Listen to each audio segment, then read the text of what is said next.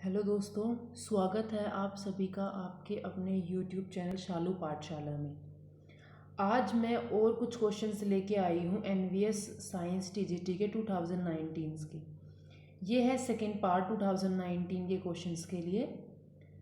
ठीक है, तो शुरू करते हैं फर्स्ट क्वेश्चन के साथ। फर्स्ट क्वेश्चन है, stored blood become brown due to formation of. जो ब्लड स्टोर करके रखते हैं उसका जो कलर है वो ब्राउन हो जाता है, ऐसा क्यों होता है? ठीक है, जो स्टोर्ड ब्लड होता है उसके अंदर जो आयरन है, फेरस आयरन जो है वो ऑक्सीडाइज होके Fe3+ स्टेट में आ जाता है, जिससे इसका कलर ब्राउन हो जाता है। ये फॉर्मेशन होता है क्योंकि मिथ हीमोग्लोबिन की वजह से। ठीक है, स्टोर ब्लड में मिथ हीमोग्लोबिन की वजह से ब्राउन कलर हो जाता है ब्लड का, स्टोर ब्लड का। ठीक है, मूव करते हैं नेक्स्ट क्वेश्चन की ओर। नेक्स्ट क्वेश्चन है, apoptosis involve all but which of the following. ठीक है, इनमें से जो सारी मैकेनिज्म है वो एपोप्टोसिस में होते हैं, छोड़कर एक मैकेनिज्म को। ठीक है, एपोप्टोसिस में एक्टिवेशन ऑफ सेलुलर एंजाइम्स होता है, सेल सिग्नलिंग पाथवे चलता है, जिससे पता चलता है कि एपोप्टोसिस करवाना है इस पर्टिकुलर सेल का। ठीक है, क्योंकि क्या होता है, कई बार माइटोकॉन्ड्रिया से साइटोक्रोम सी है वो रिलीज होना शुरू हो जाता है। इससे इंडिकेशन होता है कि हाँ, इस सेल का एपोप्टोसिस करवाना है। ठीक है, और इसमें क्या होगा, फ्रेगमेंटेशन ऑफ डीएनए। जो सेल है उसमें जो डीएनए होता है वो क्या होगा, छोटे छोटे फ्रेगमेंट में टूट जाएगा। ठीक है, पर इसमें कभी भी जो सेल्स है उसका लाइसिस नहीं होता। ठीक है, सेल का कभी भी लाइसिस नहीं होता, सेल कभी भी लाइस नहीं करता, नहीं। ठीक है, लाइसिस मतलब टूटना। ओके, नेक्स्ट मूव करते हैं, इसीलिए इस क्वेश्चन का ऑप्शन हो गया, option number 3 is correct. Move करते हैं नेक्स्ट क्वेश्चन, क्वेश्चन नंबर 3 की ओर। When electrons along the electron transport chain of mitochondria, which of the following change occur?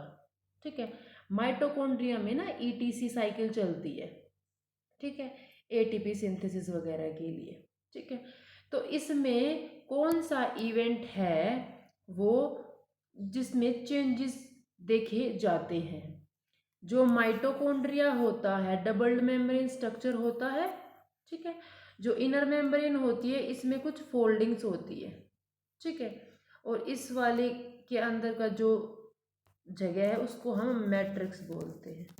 ठीक है, जब ये साइकिल ईटीसी चलती है with the help complex 1, complex 2, 3, 4, 5 से 7 पांचों कॉम्प्लेक्स के साथ में, तो जो मैट्रिक्स है उसमें पीएच इंक्रीज हो जाता है।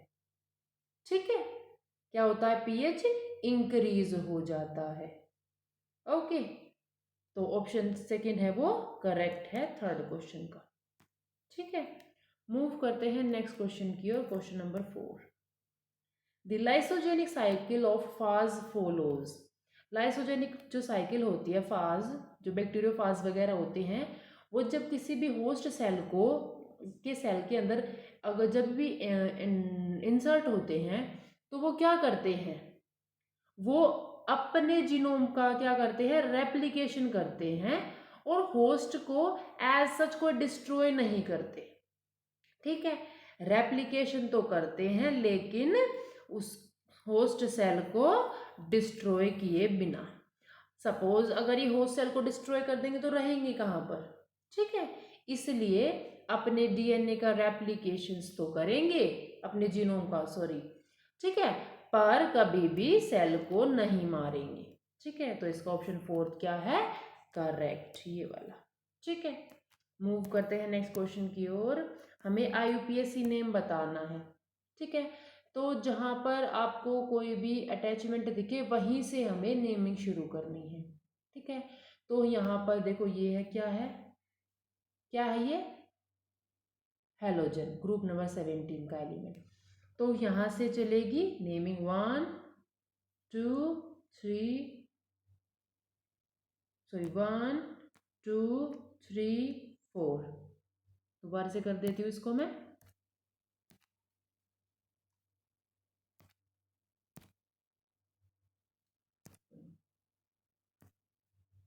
1 2 3 4। अगर 4 कार्बन है तो मतलब क्या है, ब्यूट। ठीक है, सब सिंगल बॉन्ड में है तो एन। ओके, ये तो पता चल गया। फर्स्ट पे क्या है, क्लोरो। ठीक है, और 1 2 3 3 पे क्या है, मीथेन। ठीक है, मगर अगर ये किसी भी अटैचमेंट के साथ में है तो इसको हम मिथाइल एल्कलाइल ग्रुप बोलेंगे। तो ऑप्शन क्या होगा इसका, 1 chloro 3 methyl butane.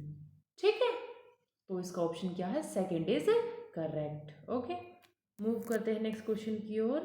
Suppose that you have a sealed rigid container filled with air. The speed with which the molecule in the container move around depend directly on the.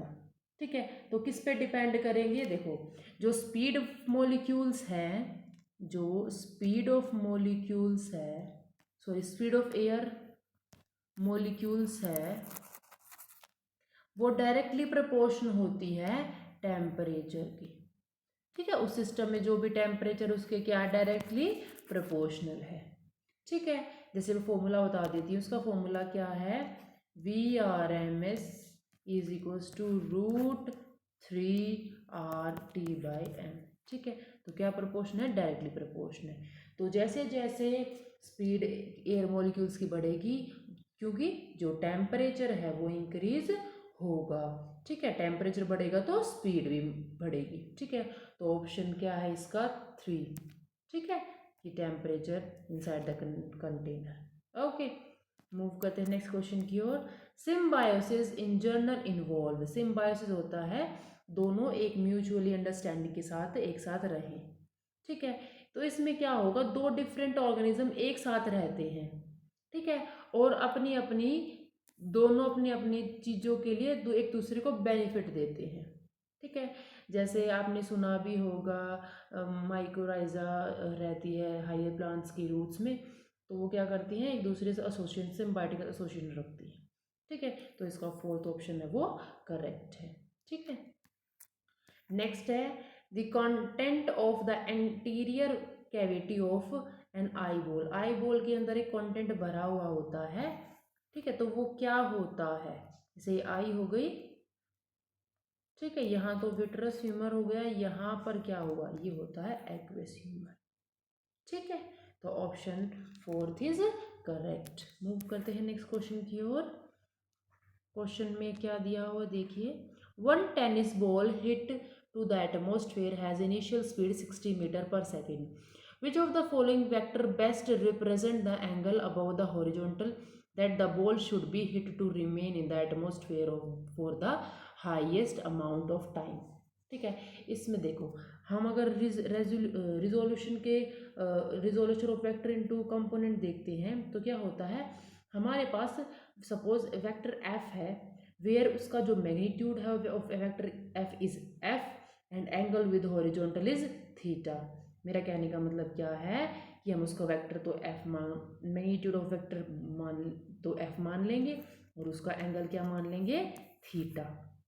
ठीक है, तो vector के दो component होते हैं, एक होता है वर्टिकल कंपोनेंट, ठीक है, और एक होता है हॉरिजॉन्टल कंपोनेंट। ठीक है, वर्टिकल जैसे एफ वाई हो गया और हॉरिजॉन्टल एफ एक्स हो गया। ठीक है, ये एफ एक्स ये एफ वाई। ठीक है, तो एफ एक्स हो गया F sine, sorry Y F sine theta और एक्स हो गया एफ कोस थीटा। ठीक है, तो एफ क्या है, F is equals to F X square plus F X square. ठीक है, तो component of Y make the ball to fly high और remain most of the time in the sky. ठीक है, तो vertical component function of sine theta other than 90 degree all the angles give less height to the ball. 90 degree को छोड़कर सभी के सभी आप देख रहे हैं, सब के सब बॉल को ज़्यादा हाइट तक नहीं पहुंचाएंगे। ठीक है, for maximum for maximum height theta must be 90. क्या होगा? Theta must be 90. Okay, so at 90 degree the ball will have the highest time in the atmosphere. Okay, तो एटमॉस्फेयर में कौन सा एंगल रखिएगा इसको ज्यादा देर के लिए? Angle theta 90. ओके, तो option first is correct. Move करते हैं नेक्स्ट क्वेश्चन की ओर. Which of the following is the buffer solution of a strong acid? पहले तो बफर सॉल्यूशन होता क्या है? Buffer solution contain either a weak acid and its salt with a strong base or a weak base and its salt with a strong acid. ठीक है, okay. तो strong acid है तो क्या है? उसके लिए जो बफर है वो हमें पता करना है. ठीक है, तो देखो जो ऑक्सैलिक जो ये ऑक्सैल देखो बताते पहले नाम देख लेते हैं. ये होता है ऑक्सैलिक एसिड. ठीक है, ओके. एक मिनट थोड़ा छोटा करके लिख देती हूँ ताकि पूरा चार्ट आ जाए.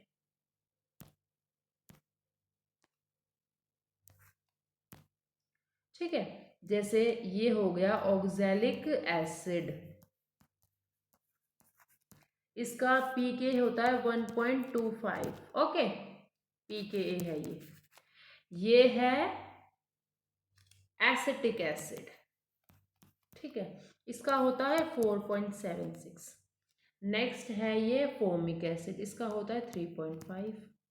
ये है फॉर्मिक, सॉरी ये क्या है? Formic acid. इसका पीके है 3.5. लास्ट ये है बोरिक एसिड, इसका है 9.14. ठीक है, इन सब का क्या है? ये पीके बता दिया है मैंने. ठीक है, strong the acid, listen, strong the acid strong will be the buffer solution. ठीक है, तो इसमें क्या है? अगर हम ऑक्सैलिक एसिड को लेंगे तो इसमें क्या है? ऑक्सैलिक एसिड की दो पीएच पे पीके पीएच होगा, दो पीके वैल्यू होंगी, सॉरी. ठीक है, तो एक हो गई 1.4, एक हो गई 4.4. ठीक है, तो we can't make a buffer with using second pKa. ठीक है, हम सेकंड पीके वैल्यू को कंसिडर करके बफर नहीं बना सकते ऑक्सैलिक एसिड में. ठीक है, पर हम कंसिडर कर सकते हैं, अगर हम इस फर्स्ट पीके वैल्यू को देखें तो it would have a strong acid nature. ठीक है, इसलिए इसको देखते हुए जो आंसर आएगा वो बोरिक एसिड ना आके क्या आएगा? क्या आएगा? Formic acid. Answer 3 is correct. ठीक है, मेरी तरफ से ये है और आप अपना देख सकते हैं. ठीक है, नेक्स्ट मूव करते हैं क्वेश्चन नंबर 11 की ओर. A certain appliances consume energy at rate of 1200 joule per minute. This is the same as saying that the appliance consume. ठीक है, तो कितना कंज्यूम कर रहा है? 1 जूल पर सेकेंड में कितना होता है? 1 वॉट, सेम यूनिट. तो power is equals to work done upon time.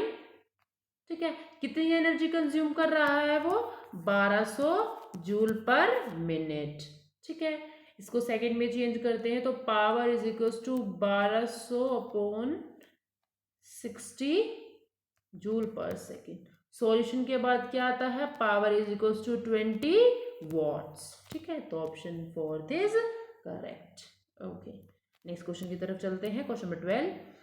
Natural killer cells, हमारे अंदर नेचुरल किलर सेल्स होती है, डिफेंस मैकेनिज्म में हेल्प करती है. ठीक है, वायरस वगैरह इन्फेक्शन होता है तो उसके टाइम में ये उनको किल करती है. ठीक है, तो इसका आंसर क्या आएगा? Natural killer cell able to kill virus infected cell without sensitization prior to sensitization. ठीक है, सेंसिटाइजेशन से पहले इन्फेक्टेड सेल्स को किल कर देती है। ठीक है, क्वेश्चन नेक्स्ट की तरफ मूव करते हैं। Question number 13, a man is standing on a weighing scale in an elevator car. If the scale read a value lower than the weight, the elevator car could be moving. ठीक है, इसमें बोला है, देखो 4 case होते हैं वैसे इसमें। ठीक है, 4 केस होते हैं। फर्स्ट केस में क्या होता है? when lift move upward with acceleration a, ठीक है, तो नेट अपवर्ड फोर्स क्या होगी? r minus, r means apparent weight, r is minus mg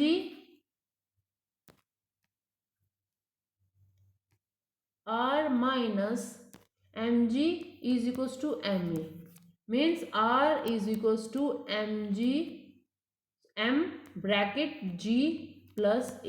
ठीक है, तो अपवर्ड अगर वो जाएगा तो क्या होगा? वेट इंक्रीज होगा। ठीक है, फर्स्ट हो गया। ओके, सेकंड में क्या होता है? जब लिफ्ट डाउनवर्ड की तरफ मूव करती है तो क्या होता है? mg minus r is equals to ma। ठीक है, तो r is equals to mg minus a।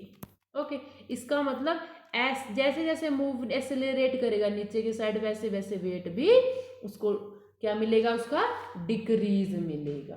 ठीक है, सेकंड कंडीशन हो गई। अब थर्ड कंडीशन, नॉर्मल कंडीशन तो आ रही हूँ अभी आपको ये क्वेश्चन की। थर्ड कंडीशन में क्या होगा?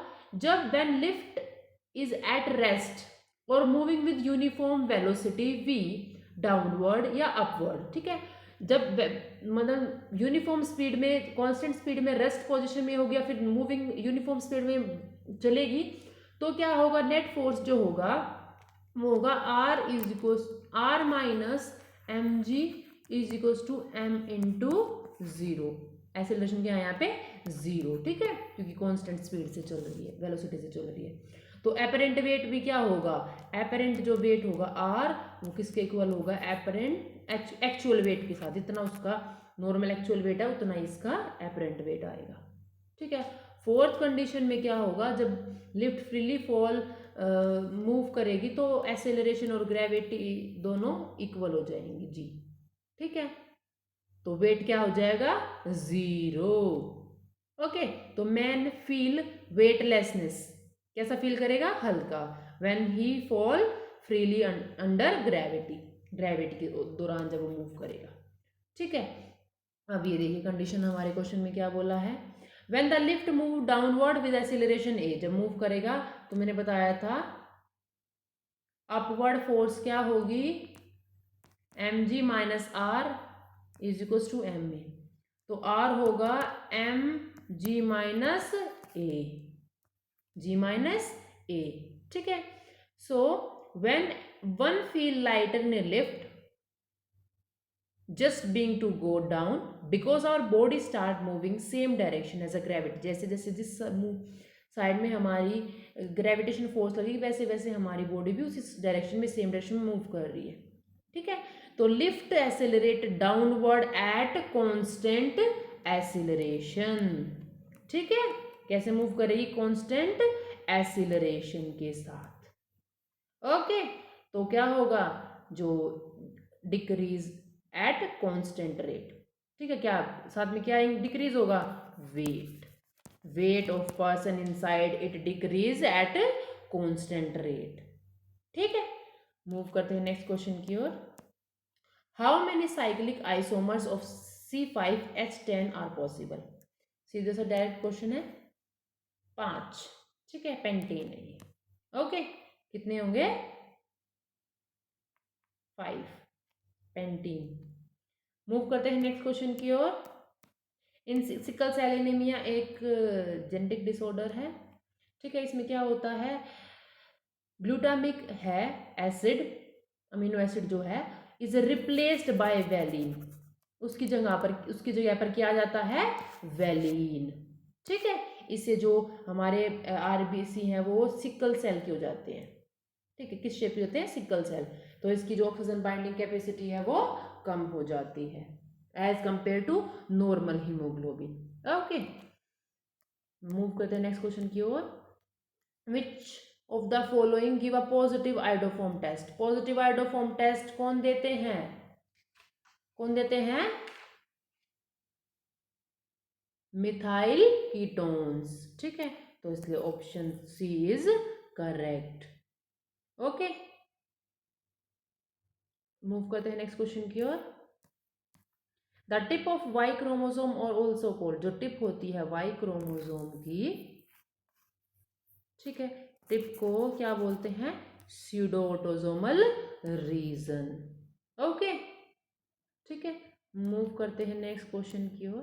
The second permanent molar appear about the age of, जो मोलर टीथ होते हैं हमारे अंदर, ठीक है, ओके, तो वो माउथ में जो मतलब ग्राइंडिंग के लिए जो काम आते हैं वो मोलर, तो सेकंड परमानेंट मोलर टीथ कब अपीयर होते हैं, ठीक है, फर्स्ट तो अपीयर होते हैं 9 to 11 ईयर, ठीक है, सेकंड वाले होते हैं 12 to 14 ईयर, ओके, और वो बाद वाले 17 के बाद, ठीक है, तो आंसर क्या हुआ इसका, 12 ईयर, सेकंड पूछा है ना, ठीक है, मूव करते हैं नेक्स्ट क्वेश्चन की ओर।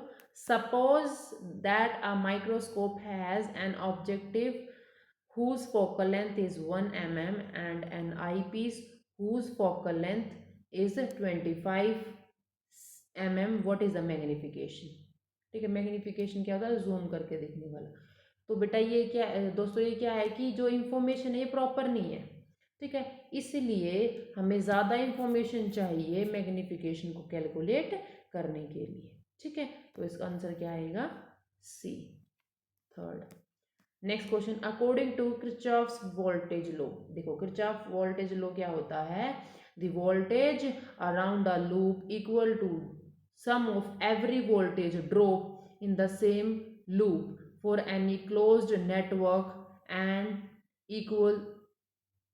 इक्वल टू 0, ठीक है, तो इसका देखो मैंने जो डिफाइन बोली है उसके हिसाब से है sum of voltage going around any branch DC circuit is equal to 0, ठीक है, तो ऑप्शन फोर्थ इज करेक्ट, ठीक है, तो ये है 20 क्वेश्चंस आज के, ठीक है, मैं आपको एक बार जो जो पेंटेन है इसके आइसोमर बना के दिखा देती हूँ। जैसे फर्स्ट आइसोमर तो ये होता है, ठीक है, सेकंड आइसोमर ये, थर्ड आइसोमर होता है ये, फोर्थ आइसोमर है ये, ठीक, ये फोर्थ आइसोमर है ऐसे, ठीक है, और फिफ्थ आइसोमर है ये, ठीक है, तो ये है 5 आइसोमर्स C5H10 के, ओके, तो आज के मैंने 20 क्वेश्चंस और आज डिस्कस किए हैं एनवीएस टीजीटी साइंस से 2019 के प्रीवियस क्वेश्चंस, ठीक है, अगर आपको मेरे क्वेश्चंस ऐसे समझाए हुए अच्छे लगे तो प्लीज़ मेरे चैनल को लाइक करें, शेयर करें एंड सब्सक्राइब करें एंड कमेंट करके बताएं कि आपको सेशन कैसा लगा, और मैं आपके साथ जुड़ूंगी कल और कुछ क्वेश्चंस के साथ। तब तक लिए थैंक यू, और ऐसे ही पढ़ते रहिए।